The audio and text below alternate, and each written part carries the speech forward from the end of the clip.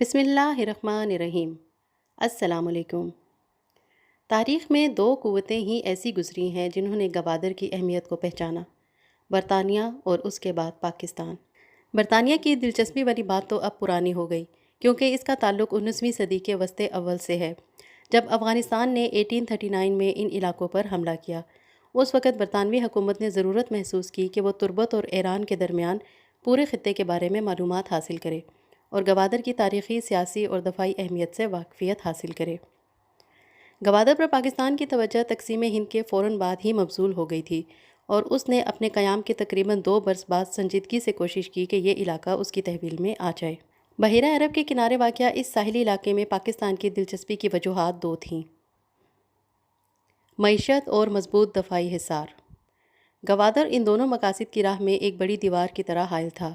یہ دیوار صرف اسی صورت گرائی جا سکتی تھی اگر یہ علاقہ پاکستان میں شامل کر لیا جاتا۔ گوادر کو پاکستان میں شامل کرنے کی ضرورت کیا تھی؟ پاکستان اپنے قیام کے بعد اپنی تاریخ کے شاید سب سے بڑے اقتصادی بحران سے دوچار تھا۔ اسمگلنگ کی وجہ سے اس مسئلے کی سنگینی میں مزید اضافہ ہو گیا تھا، کیونکہ اس طرح سے قومی وسائل تیزی سے سکڑتے جا رہے تھے۔ اس زمانے میں اسمگلنگ کا ایک بڑا مرکز گوادر کی یہی پرانی اور غیر ترقی یافتہ بندرگاہ تھی۔ اگرچہ یہاں ایک ایئرپورٹ بھی موجود تھا، لیکن اس کے استعمال کی نوبت کبھی کبھار ہی آتی، اور 1956 میں آخری بار اسماعیلی برادری کے پرنس علی خان کی یہاں آمد کے موقع پر رونق دیکھی گئی تھی۔ دفاعی عدم تحفظ کے مسئلے سے نمٹنے کے لیے حکومت پاکستان نے مختلف جائزے مرتب کروائے، جن کے بعض منتخب حصے 25 سپٹمبر 1958 کو پاکستانی اخبار نوائے وقت میں شائع ہوئے۔ اس رپورٹ کے مطابق پاکستان بحیرہ عرب کی اس ساحلی پٹی کے ساتھ ساتھ گوادر کے مقام تک، جو پاکستانی سرزمین کا آخری مقام ہے، ایک سڑک تعمیر کرنے کا ارادہ رکھتا تھا، تاکہ ملک کا دفاع مضبوط بنانے کے ساتھ ساتھ اسمگلنگ پر بھی قابو پایا جا سکے۔ لیکن اس منصوبے کی راہ میں سب سے بڑی رکاوٹ گوادر کی صورت میں حائل تھی، جس پر اس کا کوئی اختیار نہیں تھا۔ رپورٹ کے مطابق یہی سبب تھا کہ حکومت پاکستان نے 1949 میں ہی گوادر کے حصول پر سنجیدگی سے توجہ دینی شروع کی۔ جذبہ خیر سگالی کے تحت بلا معاوضہ حاصل ہونے والا خطہ۔ یہ کوششیں 1958 میں اپنے عروج پر پہنچ گئیں، جب پاکستان اور عمان کے درمیان اس معاملے میں فیصلہ کن بات چیت ہوئی، جس میں اس خطے میں سابق قابض قوت اور عمان میں فوجی اڈے رکھنے والی طاقت برطانیہ نے دونوں ملکوں کی معاونت کی۔ یوں اس زمانے کی غیر ترقی یافتہ بندرگاہ پاکستان کا حصہ بن گئی۔ پاکستان میں گوادر کے انضمام کا اعلان اس وقت کے پاکستانی وزیر اعظم فیروز خان نون نے پارلیمان کے اجلاس میں کیا، اور قوم کو بتایا کہ عمان کے سلطان اعلیٰ حضرت سعید بن تیمور نے یہ علاقہ خیر سگالی کے جذبے کے تحت بلا معاوضہ پاکستان کے حوالے کیا ہے، جو نسلی، لسانی، جغرافیائی اور تاریخی طور پر فطری طور پر بھی پاکستان کا حصہ تھا۔ اس کے ساتھ یہ بھی واضح کر دیا گیا کہ آئین کی دفعہ 104 کے تحت یہ علاقہ مغربی پاکستان میں شامل سمجھا جائے گا۔ اسے خصوصی حیثیت حاصل ہوگی، لیکن یہاں کے باشندوں کے حقوق ملک کے دیگر شہریوں کے برابر ہوں گے۔ پاکستان کے طول و عرض میں یہ اعلان ایک بڑی کامیابی کے طور پر سنا گیا، اور ملک کے تمام حصوں میں چراغاں کر کے اس کی خوشی منائی گئی۔ گوادر کی آبادی بھی ان خوشیوں میں شامل تھی۔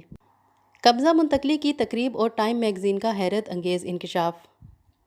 عمان سے گوادر کا رسمی طور پر قبضہ حاصل کرنے کے لیے وفاقی حکومت کے سیکریٹری کابینہ آغا عبدالحمید سمندری راستے سے کراچی سے گوادر پہنچے، تو وہاں کی مقامی آبادی بندرگاہ پر امٹ پڑی، جبکہ کشتی بانوں اور ماہی گیروں کی ایک بڑی تعداد نے گردن گردن گہرے پانی میں تیرتے ہوئے کروز تک پہنچ کر ان کا استقبال کیا۔ اگلے روز برطانوی قونصل جنرل نے آغا عبدالحمید کو وہ دستاویز پیش کیں جن کے ذریعے گوادر پاکستان کا حصہ قرار پایا۔ اس کے بعد گوادر کے ایڈمنسٹریٹر کی رہائش گاہ پر پاکستانی پرچم لہرایا گیا۔ پاکستانی ذرائع ابلاغ میں بھی اس واقعے کو ملک کی تاریخی کامیابی اور انڈیا کی ہزیمت کے طور پر دیکھا گیا۔ اس سلسلے میں روزنامہ جنگ میں انتہائی دلچسپ کارٹون شائع ہوا، جس میں 2 دروازے دکھائے گئے تھے۔ ان میں سے ایک بھارتی ساحلی علاقے گوا کا تھا، جس سے بھارت کو نکلتے ہوئے دکھایا گیا، جبکہ پاکستان کو گوادر کے دروازے سے اندر داخل ہوتے ہوئے دکھایا گیا۔ پاکستان میں سرشاری کی یہ کیفیات آئندہ تقریباً 2 ہفتے یعنی اس وقت تک جاری رہیں جب تک عالمی شہرت یافتہ جریدے ٹائم کا آئندہ 22 سپٹمبر 1858 کا شمارہ شائع نہیں ہوا۔ اس میں بتایا گیا تھا کہ پاکستان کو گوادر کا یہ قبضہ جذبہ خیر سگالی کے طور پر بلا معاوضہ حاصل نہیں ہوا۔ بلکہ اس کے لیے ایک خطیر رقم یعنی 4 کروڑ 20 لاکھ روپے ادا کیے گئے ہیں۔ جریدے نے یہ انکشاف بھی کیا کہ حکومت پاکستان نے سلطان کو یقین دہانی کروائی ہے کہ اگر اس علاقے سے تیل نکالا گیا تو اس کی آمدن میں سے بھی کچھ حصہ انہیں دیا جائے گا۔ پاکستانی ذرائع ابلاغ نے یہ خبر بڑے نمایاں انداز میں شائع کی، جس سے ملک میں بحرانی کیفیت پیدا ہو گئی۔ حکومت پر الزام عائد کیا گیا کہ اس نے قوم کو غلط معلومات فراہم کی اور انہیں اندھیرے میں رکھا۔ انڈیا کے مذموم عزائم اس میں کیا تھے؟ اس ہنگامہ خیز صورتحال میں حکومت کچھ دنوں تک خاموش رہی، لیکن 24 سپٹمبر 1958 کے بعد گورنر مغربی پاکستان نواب مظفر قزلباش نے اپنے ایک پالیسی بیان کے ذریعے خاموشی توڑی۔ اس سے ٹائم میگزین کی خبر سے شروع ہونے والی بحث کا خاتمہ بھی ہوا اور اس معاملے میں ایک نیا پہلو بھی شامل ہو گیا، یعنی گوادر کے حصول کے سلسلے میں انڈیا کی دلچسپی سامنے آئی۔ ان کے بیان کا لب لباب یہ تھا کہ یہ درست ہے کہ پاکستان نے گوادر کے حصول کے لیے رقم ادا کی ہے۔ اس کی وجہ یہ تھی کہ بھارت بھی گوادر میں دلچسپی رکھتا تھا اور اس نے اس کے حصول کے لیے عمان کے سلطان کو پاکستان کے مقابلے میں 10 گنا زیادہ معاوضے کی پیشکش کی تھی۔ بھارت نے اس مقصد کے لیے کئی ایسے ملکوں کو اپنا ہمنوا بنانے کی کوشش بھی کی جو اس معاملے میں اثر انداز ہو سکتے تھے۔ ان کے مطابق انڈیا کا موقف تھا کہ گوادر کی اکثریتی آبادی ہندو ہے، اس لیے پہلا حق ان کا ہے۔ اس کے مقابلے میں پاکستان کی طرف سے جاری کیے جانے والے اعداد و شمار کے مطابق انضمام کے وقت گوادر کی کل آبادی 20,000 تھی، جن میں صرف 1,000 ہندو تھے۔ انہوں نے انکشاف کیا کہ معاوضے کی پیشکش اور سفارتی حمایت کے حصول میں ناکامی کے بعد انڈیا نے آخری کوشش یہ کی کہ اس علاقے کے مستقبل کا فیصلہ استصواب رائے کے ذریعے کروایا جائے۔ اس مقصد کے لیے حکومت ہند نے وزیر اعظم فیروز خان نون کو ایک خط بھی لکھا اور مطالبہ کیا کہ استصواب رائے کے انعقاد کے لیے انڈین افسران کو بھی وہاں آنے کی اجازت دی جائے۔ نواب قزلباش کے دعوے کے مطابق حکومت پاکستان نے مطالبہ مسترد کر کے انڈیا کی یہ کوشش بھی ناکام بنا دی۔ گوادر میں انڈیا کی دلچسپی کب اور کیسے کیسے پیدا ہوئی؟ اس کی تاریخ بڑی دلچسپ ہے۔ اس کہانی کا آغاز جنوری 1947 کو ہوتا ہے، جب عمان کے سلطان نے یہ محسوس کیا کہ ان کے ملک میں گوادر دور دراز اور بے آب و گیا علاقہ ہے جہاں کا انتظام برقرار رکھنا ان کی حکومت کے لیے مسائل پیدا کر رہا ہے۔ اس مقصد کے لیے خلیج فارس ریزیڈنسی بحرین نے حکومت انڈیا کے سیکریٹری کو خط لکھا جس میں سلطان کی طرف سے ریاست کلات کو گوادر کی فروخت کے ارادے سے آگاہ کیا گیا۔ برطانوی حکومت چونکہ بہت پہلے سے اس علاقے میں دلچسپی رکھتی تھی، لہٰذا اس نے پیشکش پر غور کیا، لیکن اس وقت ان کے لیے دوسری عالمی جنگ درد سر بنی ہوئی تھی جس سے پہلے نمٹنا ضروری تھا۔ چنانچہ فیصلہ کیا گیا کہ اس معاملے کو جنگ کے خاتمے تک ملتوی کر دیا جائے۔ گوادر عمان کا حصہ کیسے بنا؟ گوادر کی تاریخی اور جغرافیائی حیثیت کے بارے میں حکومت پاکستان کی رپورٹ کے جو حصے شائع ہوئے ان میں سب سے زیادہ زور اس بات پر دیا گیا کہ ریاست کلات اس علاقے کی کبھی مالک نہیں رہی۔ اس کا ثبوت کئی تاریخی دستاویزات اور ایک برطانوی سیاح 19ویں صدی میں شائع ہونے والی کتاب ونڈرنگز ان بلوچستان سے پیش کیا گیا۔ اس کتاب کے مطابق یہ علاقہ سکندر اعظم کے زمانے سے مکران کا حصہ رہا ہے۔ بلوچ سرداروں کی باہمی لڑائیوں اور کشمکش کے نتیجے میں مکران کے گچکی سرداروں نے ریاست کلات سے ایک معاہدے کے تحت ان کی بالادستی قبول کی تھی جس میں یہ طے پایا تھا کہ وہ ان کے داخلی معاملات میں مداخلت نہیں کریں گے۔ یہ اس خطے میں امانی شہزادے سعید سلطان کی آمد سے پہلے کی بات ہے۔ شہزادہ سعید جانشینی کی جنگ میں ناکامی کے بعد سن 1783 میں کوادہ کے راستے مکران کے میرواری قبیلے کے ایک گاؤں زک میں پہنچے اور قبیلے کے سردار داد کریم یرواری نے ان کی ملاقات خان آف کلات سے کروائی۔ شہزادہ سعید چاہتے تھے کہ تاج و تخت کی اس لڑائی میں انہیں فوجی حمایت فراہم کی جائے، لیکن مقامی سرداروں نے امان کی اندرونی لڑائی کا حصہ بننے کے بجائے گوادر کا علاقہ اس شرط پر دے دیا کہ اگر ان کا اقتدار بحال ہو گیا تو وہ گوادر کو گچکی سرداروں کے حوالے کر دیں گے۔ اس کی تصدیق بلوچستان گزیٹیئر سے بھی ہوتی ہے جس کی جلد نمبر 7 میں بتایا گیا ہے کہ گوادر با ارایت امانت وعدہ، یعنی گوادر کو امانت کے طور پر امان کے شہزادے کے سپرد کیا گیا تھا۔ گوادر کے حصول کے لیے پاکستان کی طرف سے پیش کی جانے والی دستاویزات میں ایک افغان حاجی عبدالغنی کی رپورٹ کا حوالہ بھی شامل ہے۔ اس معاملے میں حاجی عبدالغنی کی دلچسپی دراصل گوادر میں برطانوی حکومت کی غمازی کرتی ہے۔ 1939 میں افغانستان جب اس علاقے پر حملہ آور ہوا تو برطانوی ریزیڈنٹ جنرل برائے کلات نے اس افغان شہری کی خدمات حاصل کر کے یہ رپورٹ مرتب کروائی۔ 1939 میں ایشیاٹک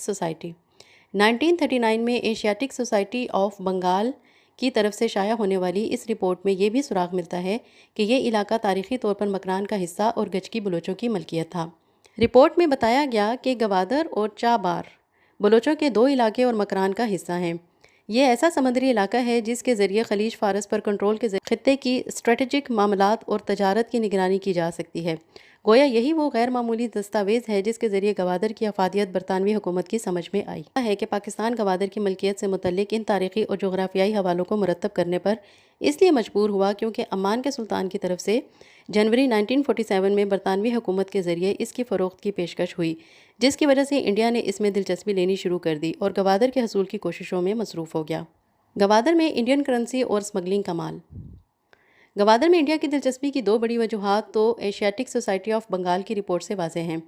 اس سے بھی اہم وجہ اس وقت کے اخبارات کے بقول یہ تھی کہ اس زمانے میں یہ علاقہ اسمگلروں کی جنت کے طور پر جانا جاتا تھا۔ ان اطلاعات کے مطابق کراچی سے گوادر تک اسمگلروں کا ایک نیٹ ورک متحرک تھا جو پاکستان سے سونا، غذائی اجناس اور دیگر قیمتی چیزیں بیرون ملک منتقل کیا کرتا تھا۔